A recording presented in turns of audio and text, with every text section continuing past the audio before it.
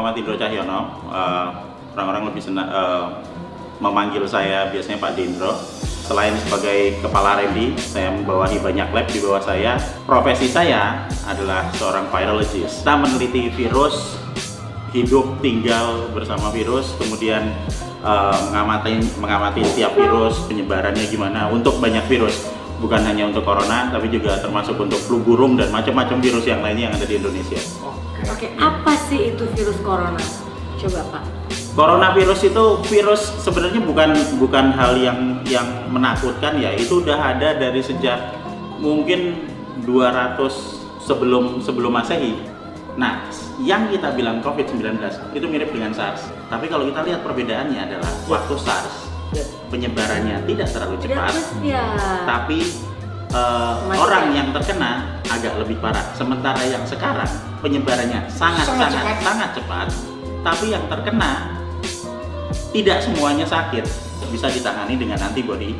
Antibodi dikeluarkan dari dalam tubuh kita sendiri. Nah, nanti kita akan ceritakan rahasianya gimana caranya supaya kita bisa mengeluarkan antibodi sehingga kita bisa kebal bahkan tanpa vaksin. Ini imunologi basic. Jadi pada saat saya kena virus di hari pertama, ya kan, pasti saya akan sakit. Badan saya akan mencoba untuk nolak. Bersin, virus masuk lewat hidung. Reaksi pertama bersin. Reaksi kedua masuk tambah dalam kan, tubuh akan nolak lagi dengan mengeluarkan lendir, makanya kita kayak pilek gitu. Terus nanti hari ketiga, keempat, kelima, kalau dia bisa masuk ke dalam, kalau dia bisa masuk ke dalam, maka dia akan menimbulkan radang di saluran pernapasan, makanya demam. 3, 4, 5 demam. Nah, yang menarik adalah di hari ketujuh antibodi kita akan keluar untuk melawan virus apapun yang masuk.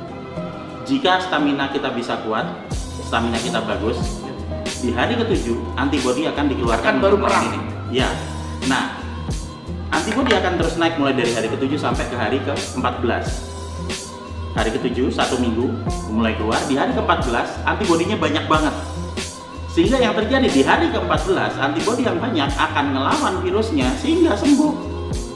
Dan kemudian sudah hari ke-14 antibodi akan berangsur-angsur turun di hari ke-21 di minggu ketiga, dan di minggu ketiga sebagian besar sudah sembuh dan kebal. Yang meninggal hari ini, oke, kita mau bilang mana? Kasus nomor 27. Ya, pertama 27 WNA, umur 53 tahun. 53 tahun dengan gejala bronkopneumonia akut, dan dia sudah menaun. Tanpa kena corona dia sudah sakit, apalagi ditambahin. Dan dia datang ke rumah sakit itu pada saat kalau nggak salah kemarin lusa, dan keesokannya dia meninggal. Berarti apa? Hanya ada waktu 24 jam untuk dirawat di rumah sakit. Sementara dia kenanya pasti udah lama. Itu yang menyebabkan meninggal.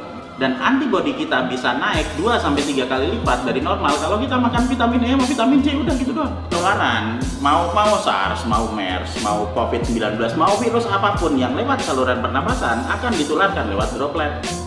Jadi droplet itu apa, Pak? Droplet itu kalau misalnya saya duduk di sini kemudian saya bersihin, kan ada airnya itu kan. Oke, airnya keluar. Dan itu ada radiusnya tuh.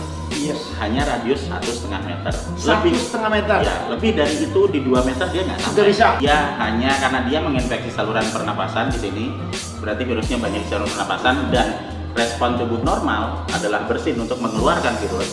Dan dia hanya sebatas ya radius itu aja. Pak, tapi kalau abis benar udah dibilang sembuh nih dari corona, itu benar-benar sembuh apa sebenarnya masih ada di dalam badan kita? Saya yakin benar-benar sembuh karena gini, ada yang namanya sel memori.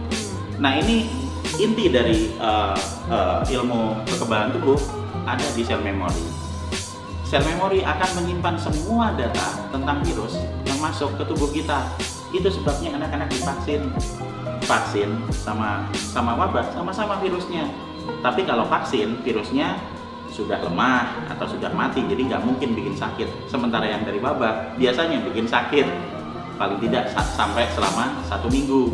Nah, sesudah ini masuk, nanti misalnya kita kena virus corona misalnya ya, saya kena virus corona. Sekarang kita ganti termnya jadi COVID-19. Saya kena COVID-19, maka tubuh saya mengembangkan antibodi dalam waktu 7 hari. Dalam waktu 14 hari, 2 minggu, saya akan kebal total. Kalau saya sehat, ya kan? Kalau saya sehat. Kalau sehat. Kalau Okay. saya sehat. Nah, Kemudian apa yang terjadi jika saya kena lagi kan gitu? Ya, oke. Saya udah pernah kena, saya udah ngembangkan antibody, saya sudah punya data di sel memori. Ada Tuhan ngasih seperti itu untuk semua makhluk hidup. Makanya saya nggak pernah takut sama virus apapun. Saya hidup tinggal makan sama puluhan virus dan saya belum pernah sakit, belum mati juga sampai sekarang. Jadi misalnya saya udah kena, Iya. kemudian udah ada data di sel memorinya kan. Oke, benar. Terus habis itu saya datang lagi ke lingkungan yang Lingkungan ada yang virusnya ada lagi, virusnya. ya kan? Nah, antibody akan dikeluarkan dari badan saya, tapi tidak dalam waktu 7 hari, hanya dalam waktu 24 jam. Virus akan tadi ya, hari pertama, kedua udah tahu, hari ketiga, keempat terjadi demam. Iya. Pada saat terjadi demam itu ada radang. Kenapa ada radang? Ya. Karena virusnya masuk, dia akan masuk ke saluran pernafasan di sini, Ya. nempel di selnya, Ya. ada reseptor di selnya, dia akan nempel dan Merah-merah. akan merusak. Iya. Jadi satu virus masuk ke dalam satu sel, kemudian dia berkembang biak jadi 10, bereplikasi jadi 10, sehingga selnya pecah. Replikasi itu 1, jadi tambah banyak jadi 10. Pecah kan? Ya. 10 nanti ke 10 sel lagi jadi 100, 100 jadi 1000, selalu kelipatan 10. Oh, selalu kelipatan 10. Oke. Iya, memang dari situ. Tapi dia masuk nyebar lewat udara ini bukan kayak kita bernapas terus nyebar terbang kemana-mana, enggak. Soalnya Dia dari manusia yang udah kena aja. Kalau misalnya kita nggak kena, bernapas di sini ya nggak kena, orang kita nggak sakit semua kok. Dari 1 sampai 34 itu yang meninggal kan 1. Pada saat kita mengidentifikasi bahwa dia meninggal, kita tidak bisa semata-mata menjudge ini karena corona. Karena karena COVID-19. COVID-19. Kita harus lihat recording kesehatannya Recording kesehatan gimana dia. untuk menjelaskan kenapa dia bisa terjadi seperti itu. Dan saya yakin ini tidak membunuh, ya biasa aja. COVID-19 itu tidak berbahaya.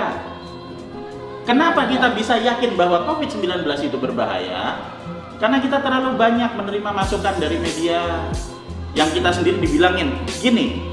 Yang kita dapat sekarang, kita dapat berita, ingat sebelum COVID-19 menyebar, itu semua orang udah dapat gambaran video, oh di Cina, di Wuhan pada mati, dan itu berkali-kali setiap jam, sehingga kita sampai masuk ke otak kita dan kita merasa kayak kita tinggal di Wuhan gitu loh, padahal kita tinggal di Indonesia. Kenapa semua orang selalu fokus ke kematian yang meningkat dari 100 jadi 400, 8.000, 16.000? Dan kalau dibandingkan dengan yang kena, ini kita akan ketemu di 3%. Kenapa kita tidak berpikir bahwa ada 97% yang sembuh loh? Rumah sakit di Wuhan tutup loh sekarang. Karena pasiennya udah sembuh semua. Sembuh dalam berapa lama? 2 bulan. Pak, kayak misalnya nih di Italia sampai negaranya di lockdown, nggak ada aktivitas apapun gitu, Iya. karena sebagian besar semua kena. Ya. Nah itu gimana tuh? Jadi gini, kita harus membedakan antara sistem kesehatan di negara luar dengan di kita. Ya kan? Oh, oke. Ya, kita budayanya berbeda, sistem politik, sistem sosialnya berbeda. Iya. Ya kan? Oke. Kalau misalnya di luar negeri, jangankan COVID-19 Pak, cuman flu biasa aja. Anak saya tinggal di Australia, lama saya di sana. Pada saat ada satu anak di Kena SD anak saya kena flu biasa, itu diliburkan kok, anaknya suruh pulang ke rumah. Dan karena dia takut nyebar, diliburkan kok 2 minggu. Sehingga kalau ada gini, kalau di prinsip epidemiologi, kalau dalam satu populasi ada 1, 2, 3 yang kena, berarti kita harus memperhitungkan bahwa satu populasi itu kena semua. Berarti apa yang harus dilakukan? Pertama, meminimalkan paparan virus. Gimana caranya? Ya udah tinggal di rumah masing-masing. Jangan sering keluar, karena kalau sering keluar ntar kena kan gitu. Kalau di rumah gimana? Oh, kita bisa proteksi sendiri, kita bisa bersihin rumah sendiri, kita bisa ngepel rumah pakai pembersih lantai, cuci tangan. Orang itu juga pada mati semua kok corona pakai gitu doang. Kita belajar juga dari kasus 1 sampai 34. Nomor 27 meninggal, oke, meninggal, terdeteksi positif dan meninggal kan. Tapi kan dia ingat tadi sudah ada gangguan pernafasan sebelumnya sehingga tambah parah, dan dia di bawah masuk hanya dalam waktu 24 jam di rumah sakit. Kira-kira kapan ini akan berakhir? Ya. Kalau sebagian besar penduduk sudah mulai kebal, maka virusnya akan mati. Karena apa? Karena begitu dia masuk, kemudian nanti dilawan sama antibodi kita, ya dia habis. Pertama itu, antibodi kita bisa melawan. Terus yang kedua, kita juga bisa meminimalisir paparannya.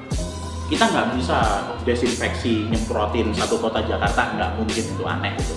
Tapi kita bisa bersihin rumah kita. Setiap kali kita dari mana-mana, kita bisa pulang langsung baju dilepas, masukin mesin cuci, terus mandi. Hanya kata COVID-19. Yuk. saya ganti jadi asma gitu, panik nggak? Enggak. Kenapa nggak panik? Ya, karena udah banyak orang yang kena asma sembuh. Iya. Tapi ada yang mati juga sih. Berapa banyak korban yang mati kena asma? Banyak saya nggak tahu. Lebih banyak daripada 3%. Oh my. Iya, jadi intinya Kenapa memang- jadi asma nggak takut? Karena sama ini COVID? penyakit. Takut ya. Ini logikanya masuk akal. Sebenarnya karena ini penyakit baru, namanya juga udah corona, plus kita lihat di Wuhan pada kayak Iya, kotok-kotok. kelompok-kelompoknya kan Ini itu. apa yang mau kita terima di otak kita itu kan kita bisa milih sendiri. Kalau kita sering kali masuk aja kan kita bilang sama kayak dulu waktu kecil saya dibilangin sama kakek saya, jangan ke pojokan situ, itu di kuburan situ ada gua, di situ banyak pocong. Takut Sampai kita. bertahun-tahun saya nggak berani, sampai saya datang ke situ. Sampai dia datang ke situ, saya tungguin, nggak keluar pocongnya. Nah kemudian sekarang apa bedanya dengan COVID-19? Oh ya kan, wah ini kalau kena nanti mati, udah itu nanti gelimpangan di sono itu kan. Sampai kita lupa bahwa kita nggak ngeliat orang gelimpangan di Jakarta. Mau mengambil batas, jadi hari Iya, pertama bersin normal. Oke. Ya kan virus masuk dia harus dikeluarkan. Hari pertama, kedua, nanti hari ketiga ada pilek normal, biasa aja. Ketiga, keempat, kelima itu nanti akan ada demam. Nah itu nggak masalah, kita harus tetap minum vitamin C 1 butir, oke. Nah nanti kalau di atas 7 hari antibodi sudah mulai diproduksi gitu. Nah kalau misalnya nanti masih terjadi demam gitu, ya sebaiknya nanti langsung bisa ke dokter. Nah terutama yang harus ke dokter adalah jika terjadi kesulitan untuk bernapas. Pada saat terjadi kesulitan bernapas, nggak usah nunggu hari-hari, langsung berangkat ke dokter. Nah permasalahannya adalah dengan COVID-19 ini adalah lebih ke paranoidnya. Jadi sampai nanti harus pakai baju astronot. Terima ya bahwa ini bukan menggampangkan masalah, sama sekali bukan. Yap. Kita tetap harus waspada terhadap coronavirus. Yap. Tapi Jangan panik. masalah utama di sini ini kita harus ingat bahwa masalah utamanya adalah di virusnya yang masih bisa menyebabkan kesembuhan buat 97% penderitanya. Masalah utama di COVID-19 ini adalah kepanikan.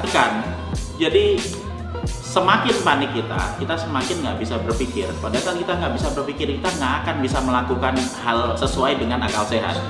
Begitu kita tidak panik, kita akan bisa melakukan apapun. Logika akan mengalahkan kepanikan, pengetahuan akan mengalahkan ketakutan. Selalu seperti itu.